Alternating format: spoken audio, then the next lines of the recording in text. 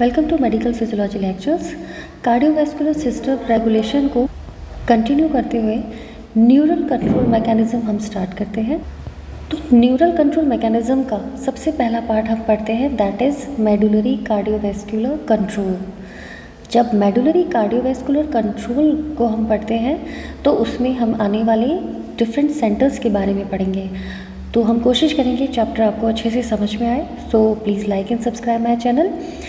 और अब हम अपने कंट्रोल ऑफ कार्डियोवैस्कुलर सिस्टम की न्यूरल के मेनली मेडुलरी कार्डियोवैस्कुलर कंट्रोल के बारे में पढ़ रहे हैं। तो ध्यान रखिएगा किस स्टेप के बाद हम किस स्टेप के बारे में पढ़ेंगे, ये कोशिश की है मैंने यहाँ पे मेंशन करने की, जिससे आप बच्चे कंफ्यूज ना हो। और हर चैप्टर के बाद मैं वापस एक रिवीजन कराऊंगी, जिससे आपका जो कंटिन्यूएशन है एक चैप्टर के बाद दूसरे चैप्टर का वो बना रहे।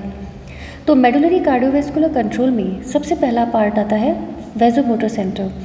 वैज़ोमोटर सेंटर, इसे क्या कह सकते हैं, मेडुलरी सिंपैथेटिक सेंटर। ये लोकेटेड होता है medulla oblongata of brain stem में। It consist of neurons situated bilaterally in reticular substance of medulla at fourth floor of the fourth ventricle. तो यूजुअली ये जो न्यूरॉन्स जिससे ये मिलकर बना हुआ होता है, ये मेडुला ऑब्लांगेटा में होते हैं, ब्रेन स्टेम के अंदर बायलेटरली यानी दोनों तरफ होते हैं। और इसमें रेटिकुलर जो फोर्थ वेंट्रिकल है उसकी फ्लोर पे प्रेजेंट होते हैं। ये जो वीएमसी है वैज़ोमोटर सेंटर, ये दो एरिया से मिलके बना होता है, प्रेशर एरिया और डिप्रेशर एरिया। अब यहाँ देखिए, this one is blue colour का प्रेशर एरिया और दिस वन इज़ डिप्रेशर एरिया। तो इनकी पोजीशन के हिसाब से जैसे प्रेशर एरिया है तो ये रोस्ट्रल वेंट्रोलेटरल मेडुला कहलाता है पार्ट का, और डिप्रेसर जो है वो कॉर्डल है, कॉर्डल वेंट्रोलेटरल मेडुला में प्रेजेंट होता है। अब इनके क्या रोल होते हैं ये हमें मालूम होना चाहिए। तो जब हम प्रेशर एरिया के बारे में पढ़ेंगे तो हम उसमें मेंशन करेंगे कि located at rostral ventrolateral medulla contain glutaminergic neurons. Glutaminergic neurons है तो ग्लूटामेट रिलीज होगा, ये एक एक्साइटेटरी न्यूरोट्रांसमीटर होता है। Then finally exert excitatory effect due to inherent tonic activity discharge rhythmically. और इसमें जो होता है टोनिक रिदमिकली डिस्चार्ज करने की एक्टिविटी होती है, 1 इम्पल्स पर सेकेंड ये जनरेट करता है and excite sympathetic pre ganglionic neurons present in intermediolateral grey column of the spinal cord. और ये सिंपैथेटिक सिस्टम के थ्रू जो कि इनके जो न्यूरॉन्स होते हैं वो इंटरमीडियोलेटरल ग्रे कॉलम में प्रेजेंट होते हैं स्पाइनल कॉर्ड के, ये वहाँ पे पहुँचते हैं। जैसे आप ध्यान दीजिए वापस से, सपोज ये स्पाइनल कॉर्ड है, ठीक है। तो स्पाइनल कॉर्ड में जो इंटरमीडियोलेटरल ग्रे कॉलम है, यहाँ से न्यूरॉन्स जो है वो प्रोजेक्ट होते हैं and then signals to vasoconstrictor nerve fibres over the entire body. और यहाँ से सिंपैथेटिक ट्रंक में जाते हैं, सिंपैथेटिक ट्रंक से ओवरऑल बॉडी में जाते हैं। तो प्रेशर एरिया से जो फाइनली जो ये एक्साइटेटरी इफेक्ट है ये सिंपैथेटिक सिस्टम के थ्रू जो है एंटायर बॉडी में जाता है और क्या प्रोड्यूस करता है, पहला आर्टेरियोलर कॉन्स्ट्रिक्शन, आर्टेरियोलर कॉन्स्ट्रिक्शन करवाएगा जिसकी वजह से सिस्टमिक ब्लड प्रेशर जो है वो बढ़ जाएगा। दूसरा वीनो कॉन्स्ट्रिक्शन, वीनो कॉन्स्ट्रिक्शन होगा यानी वेन्स में कॉन्स्ट्रिक्शन होगा, तो जो वीनस ब्लड है जो वीनस सिस्टम में स्टोर है वीनस रिजर्वायर में वो कम हो जाएगा, जिसकी वजह से वीनस रिटर्न जो है वो बढ़ जाएगा।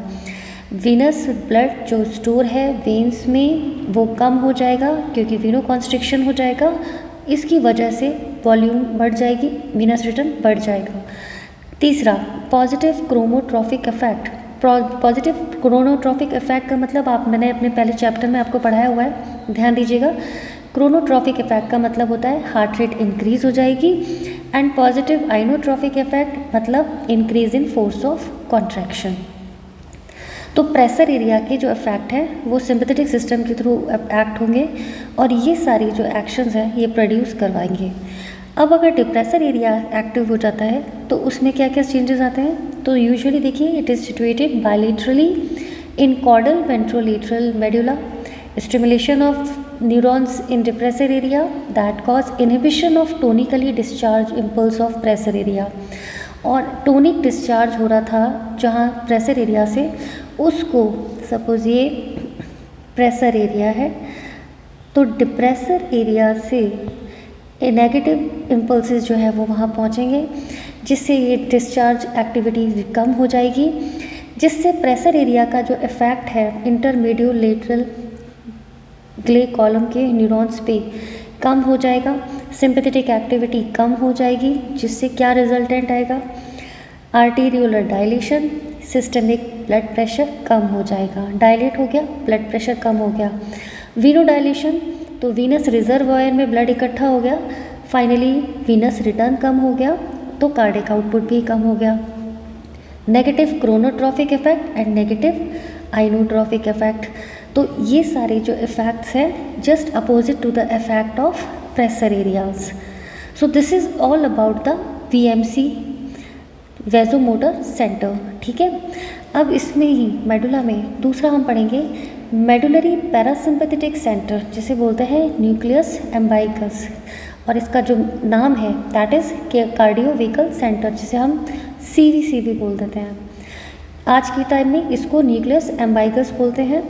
ये टोनिकली एक्टिव नहीं होता, इसमें जब आफ्रेंट्स फाइबर्स जो आते हैं वो इन्फॉर्मेशन लाते हैं कहाँ से, न्यूक्लियस ट्रैक्टस सॉलिटेरियस से, और वो इन्फॉर्मेशन सेंड होते हैं। अब जैसे कि इसके नाम से ही पता है कार्डियोवेकल सेंटर, यानी इसके जो इम्पल्स हैं वो वेगस के थ्रू जाते हैं हार्ट पे, और ये क्या करवा देते हैं, हार्ट रेट को डिक्रीज़ करवा देते हैं, फोर्स ऑफ कॉन्ट्रैक्शन को डिक्रीज़ करवा देते हैं। तो VMC के जस्ट अपोजिट एक्शन जो होता है वो होता है CVC का। नेक्स्ट इसमें आता है medullary relay centre for CVS आफ्रेंट्स। तो मेडुलरी रिले सेंटर कौन सा है कार्डियोवैस्कुलर आफ्रेंट्स के लिए, वो है न्यूक्लियस ट्रैक्टस सॉलिटेरियस, इसे NTS भी बोलते हैं। ये रिसीव करता है आफ्रेंट फ्रॉम बैरोरिसेप्टर्स एंड कीमोरिसेप्टर्स, और यहाँ से इंफॉर्मेशन को रिले करता है VMC और CVC में। ठीक है, और फाइनली कंट्रोल करता है सिंपैथेटिक एंड पैरासिम्पैथेटिक आउटपुट्स को। तो ये तीनों आपस में ही सिंपैथेटिक और पैरासिम्पैथेटिक एक्टिविटी के थ्रू, साथ ही प्रेशर डिप्रेशर एरिया, न्यूक्लियस एम्बाइकस और न्यूक्लियस ट्रैक्टस सॉलिटेरियस के थ्रू मेडुलरी लेवल पे ही कार्डियोवैस्कुलर में कंट्रोल मैकेनिज्म्स का जो रोल है वो पूरा प्ले करते हैं। सो आई होप कि अगर मेडुलरी कार्डियोवैस्कुलर कंट्रोल से रिलेटेड वैज़ोमोटर सेंटर, कार्डियोवेकल सेंटर या न्यूक्लियस ट्रैक्टस सॉलिटेरियस से रिलेटेड क्वेश्चन पूछा जाए तो आप बहुत अच्छे से अपने आंसर को समझा पाएंगे। So please like and subscribe my channel. मेरे नोट्स टेलीग्राम लिंक पे अवेलेबल है। मेडिकल फिजियोलॉजी में और इसी तरह के चैप्टर्स पढ़ने के लिए हमारे साथ जुड़े रहिए। Thank you, wish you all the best, good luck to you.